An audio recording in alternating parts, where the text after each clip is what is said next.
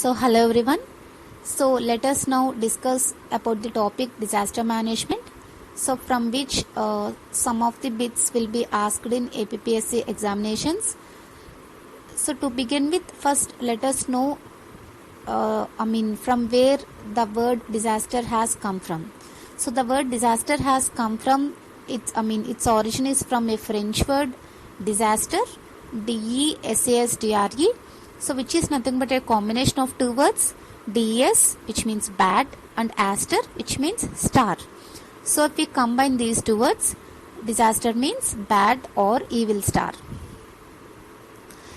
Coming to the simple definition of disaster.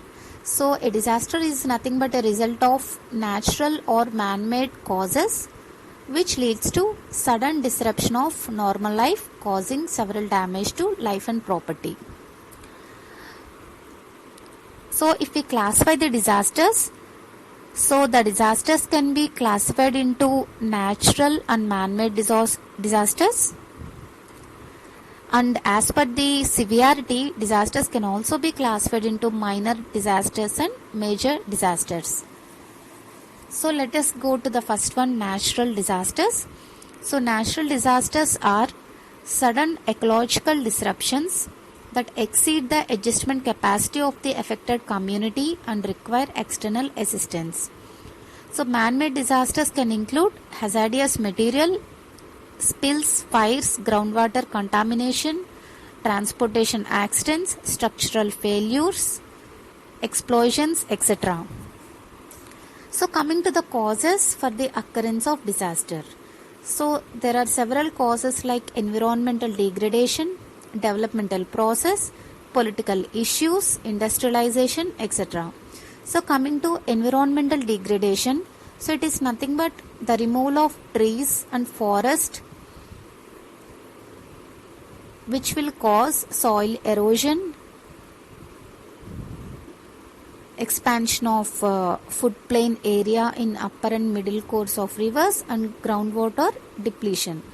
These are some of the factors which will come under the environmental degradation.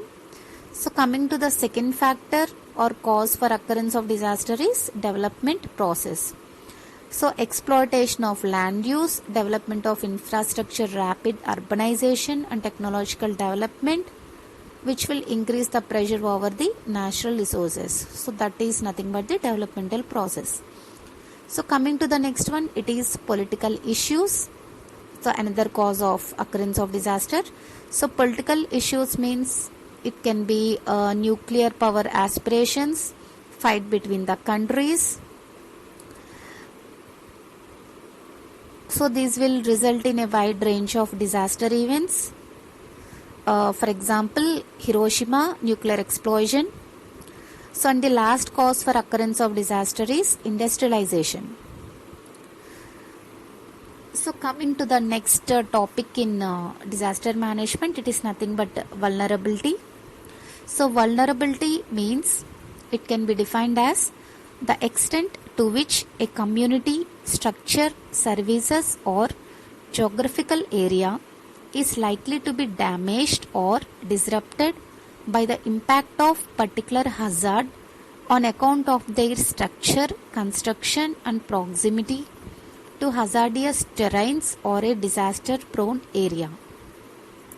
Vulnerabilities can be classified into two types, physical vulnerability and socio-economic vulnerability. Coming to the first one, physical vulnerability. It nothing but it includes, let us go to the exact definition of physical vulnerability. It includes notions of who and what may be damaged or destroyed by natural hazard such as earthquakes or floods. It is based on the physical condition of people and elements at risk such as buildings, infrastructure and their proximity, location and nature of the hazard. Coming to the second vulnerability, it is socio-economic. Which means the degree to which a population is affected by a hazard will not merely lie in the physical components of vulnerability but also on the socio-economic conditions.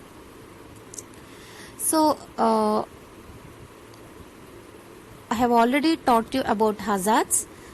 So coming to different types of hazards, so it can be classified into geological hazards, water or chemical climatic hazards, environmental hazards, biological destruction, chemical, industrial and nuclear accidents, and accident related. So if we take the geological hazards, so it can be earthquake, tsunami, volcanic eruption, a mine fire, etc. So coming to water and climatic hazards, so those are nothing but tropical cyclones, tornadoes, hurricanes, floods, landslide, snow avalanche, sea erosion, etc. So coming to environmental hazards, so nothing but it is environmental pollutions, deforestations, desertification, pest infection. And coming to the biological destruction, so it is of human or animal epidemics, pest attacks, food poisoning, weapons of masses, etc. So coming to chemical, industrial and nuclear accidents, so as the name suggests, it is of chemical disasters, industrial disasters, oil spills or nuclear means. So and the last one, accident related hazard means, so it may be boat accident or train accident, or it can be festival related disasters, building collapses, electrical accidents, etc.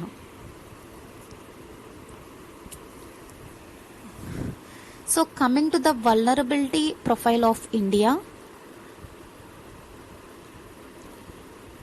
so 59% of the landmass is prone to earthquakes which are of moderate to high intensity in India. So coming to the percentage, about 12%, nothing but of about 40 million hectares of its land is prone to floods and river erosion. So coming to the coastal line, so closely of 5,700 kilometers out of 7516 kilometers long coastal line is prone to cyclones and tsunamis. So 68% of the cultivable area is vulnerable to droughts, as hilly areas are at risk from landslides and avalanches. So please remember these figures.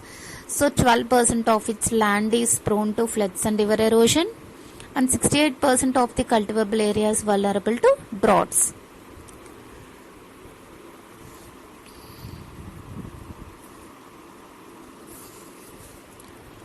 So stages in disaster management.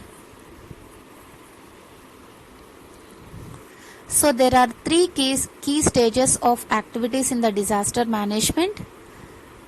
So it is before disaster, during disaster and after disaster.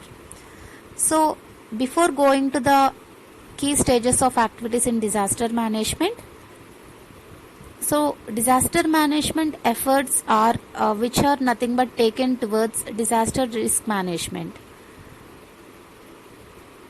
Nothing but the process of using administrative decisions, organizations, operational skills and capacities in order to implement policies, strategies, in order to lessen or decrease the impact of natural hazards.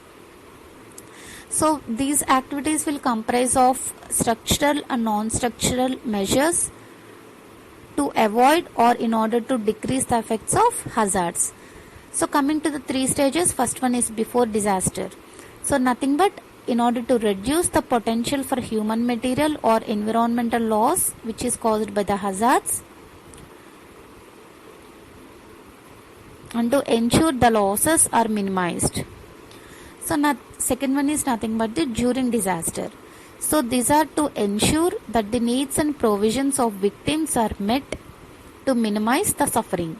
The last one is after disaster, to achieve rapid and durable recovery which does not produce the original vulnerable conditions.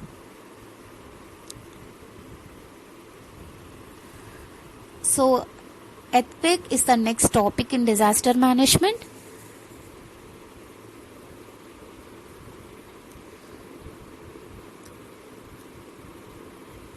So the Delhi NCR nothing but National Capital Region Delhi, so has mentioned some of the reasons for earthquakes. So it is because of the release of strain energy through the weak zones or faults, so movement of the plates, so proximity to Himalayas. So coming to the different causes of earthquakes, so the Earth's crust is a rocky layer of varying thickness, so which thickness ranges from a depth of about 10 kilometers under the sea to 65 kilometers under the continents. So the crust is not one piece but consists of portions called plates, so which vary in size from a few hundred to thousands of kilometers. So the theory of plate tectonics holds that the plates ride up on the more mobile mantle and are driven by some yet unconfirmed mechanisms, perhaps thermal convection currents. So these stresses can be classified according to the type of movement along the plates boundaries. So nothing but pulling away from each other, pushing against one another and sliding towards each other.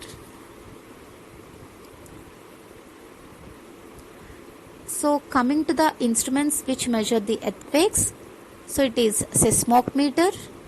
So it is an instrument used to measure and record earthquakes. And second one is accelerographs. So it prints the intensity of the earthquakes.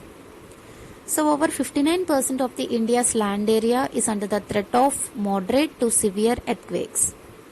So Bureau of Indian Standards, BIS, so based on the past earthquake history, so divided the country into 4 seismic zones. So Zone 2, Zone 3, Zone 4 and Zone 5.